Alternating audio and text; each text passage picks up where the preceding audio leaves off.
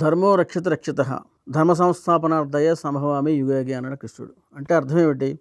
ఎక్కడ ధర్మం నశిస్తుందో, అధర్మం పెచ్చుమీరుతుందో తప్పకుండా నేను వస్తాను, ధర్మానికి విజయం సాధించేలా చేస్తానని చెప్పి కృష్ణ భగవానుడు చెప్పాడు. మహాభారతంలో ఎవరైతే అధర్మ పక్షం ఉన్నారో అందరూ కూడా అధర్మ పరుల కింద లెక్క.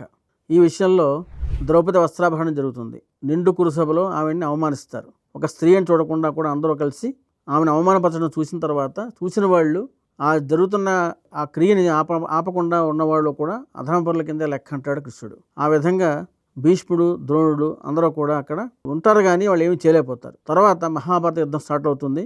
అప్పుడు కూడా భీష్ముడు, ద్రోణుడు కూడా ఆ పక్కే ఉంటారు. కారణం ఏంటంటే చాలా కారణాలు ఉంటాయి. రాజకీయ కారణాలు ఉంటాయి.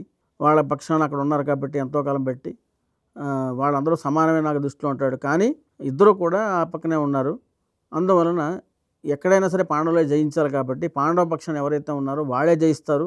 కౌరవుల పక్షాన్ని ఉన్న వాళ్ళందరూ కూడా అధర్మపరులే కాబట్టి వాళ్ళు కూడా నశిస్తారని చెప్పేసి కృష్ణ భగవానుడు పరోక్షంగా ధర్మాన్ని రక్షింపజేయడం కోసమే వాళ్ళు కూడా నశించేలాగా, వాళ్ళు కూడా ఆ యుద్ధంలో ఓడిపోయేలాగా చేయడానికి ఆయన యొక్క హస్తం పరోక్షంగా ఉంది.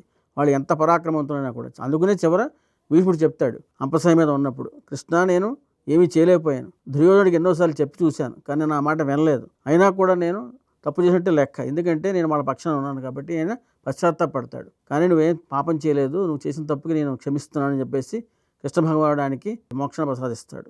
ఈ విధంగా ఎవరైతే ధర్మానికి హాని కలిగిస్తున్నప్పుడు ఎవరైతే గుడ్లు అప్పగించి చూస్తారో, వీక్షిస్తారో, ఏ పట్టించుకోకపోతే ఉండిపోతారో అలా పెద్దవాళ్ళు కూడా నశిస్తారని చెప్పడానికి ఈ కథ పెద్ద తార్కాణం. మనకి లిపి మహాభారతం గేమ్ ఆడండి, మీలోని వీరుణ్ణి గెలిపించండి, జీవితాన్ని గెలవండి.